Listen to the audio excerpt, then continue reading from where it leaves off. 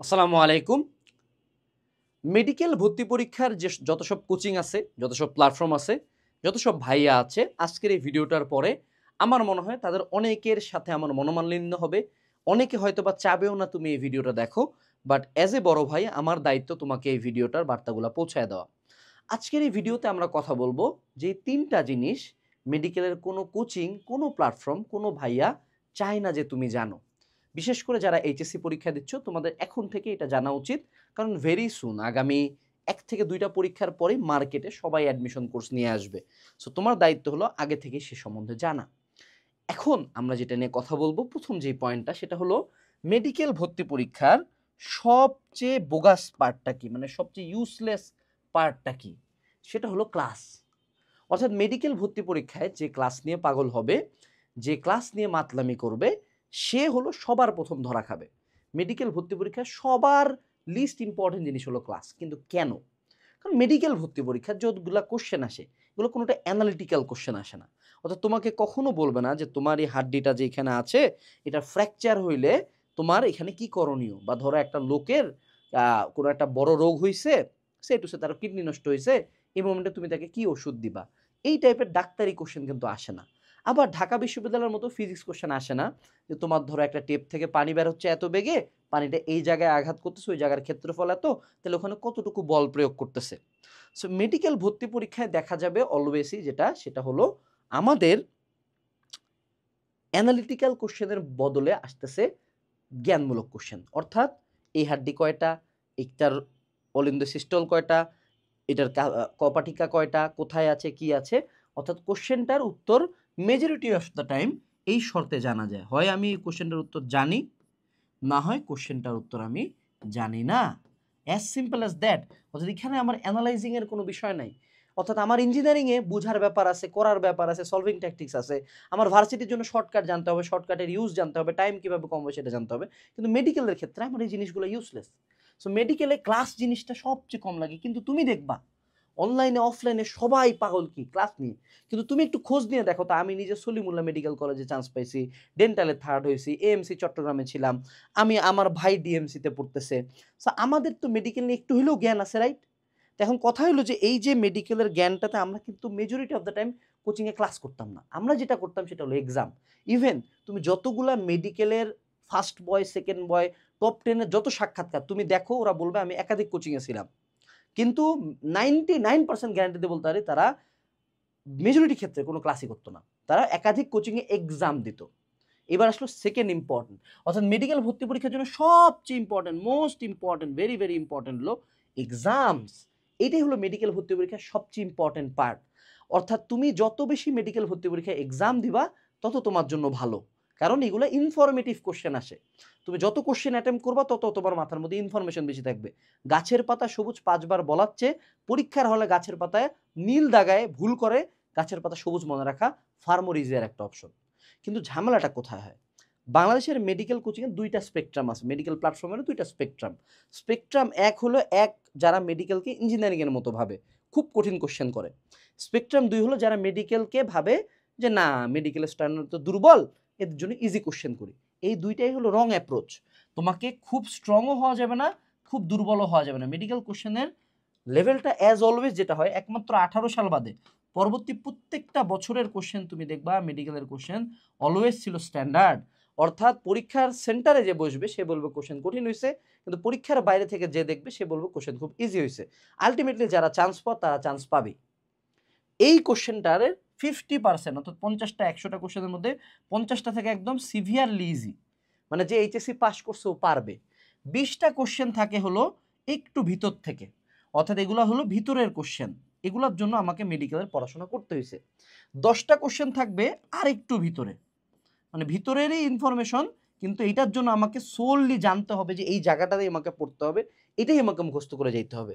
10টা কোশ্চেন থাকবে আটকানোর কোশ্চেন, যে এগুলা তোমাকে আটকাইতে চাবে। তোমার একটু হইলে এবিলিটি থাকতে হবে চিন্তা করার, প্রেশার সামলানোর এবং প্যানিক করার বা প্যানিকটা সামলানোর। আর লাস্টের ৫ আর ৫, ৫টা কোশ্চেন থাকবে কেউ পারবে না। আর ৫টা কোশ্চেন থাকবে এটা দিছেই হলো দাগাইলে মারা। কারণ এই ৫টা কোশ্চেন যে দাগাইতে যাবে একান্ত মেডিকেলের টপ 100 বাদে এটা কেউ পারবেই না। ওই 5টা কোশ্চেন যে এন ব্যান করে দাগাবে 5 মার্ক মাইনাস গেল, শেষ। সো এই জন্য আমাদের মেডিকেলের কোশ্চেনের স্ট্যান্ডার্ডটা বুঝতে হবে। সো স্ট্যান্ডার্ডটা জানাটা খুব জরুরি। এবছর আমাদের যে মেডিকেলের টিম, আমাদের মেডিকেলে এবছর একদম প্রচণ্ড অভিজ্ঞ একজন মানুষ স্ট্র্যাটেজিস্ট হিসেবে আছে। উনার প্ল্যান অনুযায়ী আমরা মেডিকেলের কোশ্চেনগুলো সম্পূর্ণ নতুনভাবে রেডি করতেছি। অর্থাৎ আমাদের যে মেডিকেলের মডেল টেস্টগুলো থাকবে এগুলোর কোশ্চেন ম্যানুয়ালি মেডিকেলে চান্স পাওয়া পোলাপান এখন বসে বসে বানাচ্ছে, এবং এগুলোতে তোমরা কোশ্চেনে এক্সাম দিবা। আমাদের মেডিকেল অ্যাডমিশন এক্সাম ব্যাচে তোমার কোশ্চেনের স্ট্যান্ডার্ডটা থাকবে। অর্থাৎ তুমি কখনো দেখে বলবা না যে আরে ইজি 80 তুলে ফেললাম, আবার এমন হবে না যে ভাই 50 তুলতে পারতেছি না। স্ট্যান্ডার্ডটা মেনটেন করা হবে। এর পরবর্তীতে মেডিকেল ভর্তি পরীক্ষার আরেকটা ইম্পর্টেন্ট পার্ট হলো, সেটা হলো বুকস। এখন বুকস বলতে কি? মূল বই। মেডিকেল ভর্তি পরীক্ষায় অনুশীলনী থেকে লাস্ট কয়েক বছর ধরে অ্যারাউন্ড 30 প্লাস মাইনাস মার্কস আসতেছে। এই অনুশীলনী বইয়েরই অংশ, রাইট?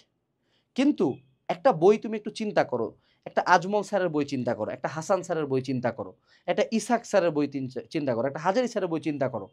তোমাকে যখন 8টা বা 6টা বই, বোর্ড বই, জিকের একটা বই, ইংলিশের একটা বই, 8টা বই মাথায় ধারণ করে আমি পরীক্ষার হলে যাইতে বলি, স্বাভাবিকভাবে 8টা বইয়ের সব ইনফরমেশন কোনো স্টুডেন্টই খেয়াল রাখতে পারে না। এখানে আরও একটা জিনিস অ্যাড হয়, সেটা হলো মেডিকেল ভর্তি পরীক্ষার জন্য একাধিক রাইটারও পড়তে হয়, অনেকেই পড়ে। সো একাধিক রাইটার যখন তুমি পড়তে যাবা, সাথে তপন স্যার, কবির স্যার, গুহ স্যার, নূরে পারভিন খানম ম্যাডামের বই, মেঘনাথ শাহ স্যারের বই, আমাদের আলিম স্যারের বায়োলজি সেকেন্ড পার্ট, এই যে এতগুলো রাইটার যখন অ্যাড হবে, এদের এতগুলো ইনফরমেশন সব কি মনে রাখা যায়? উত্তর হলো না। সো এই বইগুলো পড়ারও একটা স্পেশালাইজড ওয়ে আছে। জানতে হয় যে এই বইয়ের কোন কোন এরিয়া থেকে কোশ্চেন আসে। তোমরা আজীবন পড়ছো দাগানো লাইন, কিন্তু দাগানো লাইনের চেয়ে বেশি ইম্পর্টেন্ট হলো এরিয়া। অর্থাৎ একটা স্থির তরঙ্গের বৈশিষ্ট্য যদি একবার আসছে, পরের বার সম্ভাবনা আছে বা 2 বছর পরে সম্ভাবনা আছে স্থির তরঙ্গের আরেকটা বৈশিষ্ট্য দিবে। একটা হরমোনের ছক থেকে যদি আমার মেলাটোনিন নিয়ে কোশ্চেন আসছে, পরেরবার আমার কোশ্চেন আসতে পারে থাইরয়েড হরমোন নিয়ে। সো এই যে এরিয়াগুলা, এগুলা জানাটা বইয়ের খুব জরুরি। এবং যখন আমাদের একাধিক রাইটারের পার্টটা আসে, একাধিক রাইটারের পার্ট আসলে আমাদেরকে মনে রাখতে হবে যে সব ইনফরমেশন আর অন্য রাইটার লাগে না। এটা কোনো একজন ইনস্ট্রাক্টর আমার মূল বইতে ইনক্লুড করে দিলে খুব ভালো, কারণ আমি পরীক্ষার আগে 4টা রাইটার পড়ে যেতে পারবো না। সো এই বছর আমাদের মেডিকেল অ্যাডমিশন যে ব্যাচটা আছে, এখানে আমরা ইউনিভার্সাল পিডিএফ বানাচ্ছি। অলরেডি এগুলোর কাজ চলতেছে। আমাদের টিম বিভিন্ন রাইটারের ইনফরমেশনগুলো আনে বইয়ের মধ্যে অ্যাড করতেছে, এবং বইয়ের ওই সার্টেন এরিয়াগুলো মার্ক করে দেওয়া থাকবে। একদম টিপিক্যাল বাজারের বোর্ড বইয়েরই স্ক্যান কপি হবে, কিন্তু added the other informations and mark the areas that are important for medical admission.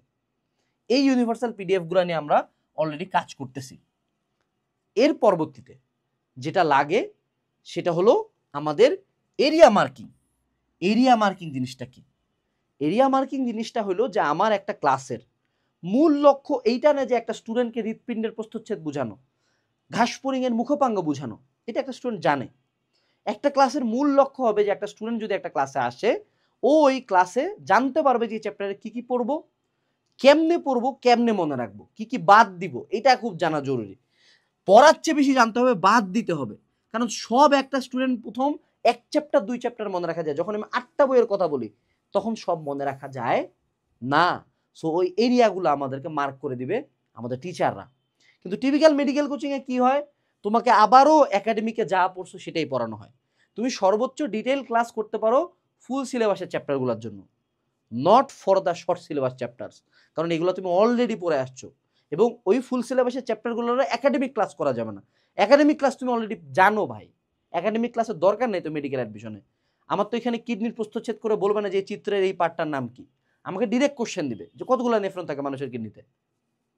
So এই জন্য এরিয়া মার্কিং লাগে। সব শেষে আমাদের যে জিনিসটা বুঝতে হবে, মেডিকেল অ্যাডমিশনের জন্য টিচারের চেয়ে বেশি দরকার হয় হলো মেন্টর।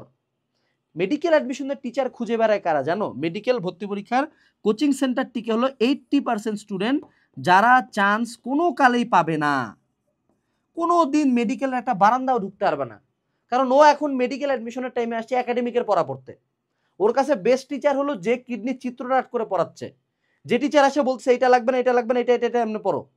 অথবা যেই টিচার তোমার কোশ্চেন শুনতেছে যে ভাইয়া এটা পড়তে পারতেছি না, কেমনে পড়বো, ভাইয়া এক্সপেকটেশন অনেক প্রেশার, কি করব। যে মেন্টরের মতো বিহেভ করতেছে তাকে কিন্তু খারাপ স্টুডেন্ট বা যে মেডিকেলে চান্স পাবে না তার ভালো লাগবে না, তার মনে হবে যে এই তো ভালো পড়াচ্ছে না। তোর তো পড়া টার্গেট না রে বাপ, পড়া তো তুই পড়ে যাচ্ছিস, তোর মনে রাখা টার্গেট, তোর মনে রাখতে হেল্প করবে কে, এইটার দরকার। So you don't need a teacher at this point, you need a mentor.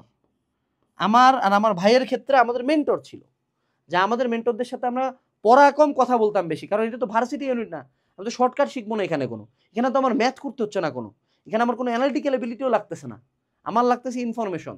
এবং এতগুলো ইনফরমেশন, এতগুলো এক্সপেকটেশনের প্রেশার নিয়ে আমাকে পরীক্ষার হলে বসতে হবে, যেই জায়গাটাতে হেল্প করবে আমার mentor, not that teacher. So আমাদের এবছরের মেডিকেল অ্যাডমিশন কোর্সে আমরা যাদেরকে রাখছি তারা যেমন ক্লাস নেবে, ক্লাসগুলোর মূল উদ্দেশ্য থাকবে এরিয়া মার্কিং করানো, বলা কি লাগবে কি লাগবে না, তোমাকে বেসিক পড়াবে না কেন, পড়াবে, they will behave like mentors in a Facebook group. আমাদের এবছরের Hulk smash med pro 25 batch একদম ডিফারেন্ট একটা ক্যালিবারের ব্যাচ, এবং তুমি যদি এখন রেজিস্ট্রেশন করো, এখন কোর্সটা নাও, প্রি বুকিং করে ফেলো, তাহলে তুমি 25% ডিসকাউন্ট তুমি নিতে পারবা, মেড 25। কারণ সামনে যখন কোর্সটার অফিসিয়াল লঞ্চিং হবে তখন তুমি কিন্তু অনেক বেশি টাকা দিয়ে কোর্সটা কিনতে হবে।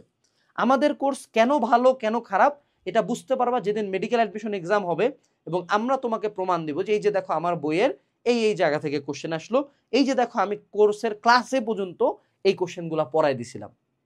সো যার যার এখনো কনভিন্স হওয়ার হইছে তারা ভিডিও ডেসক্রিপশনে যায় এই কোর্সটাতে প্রি বুকিং করে ফেলো।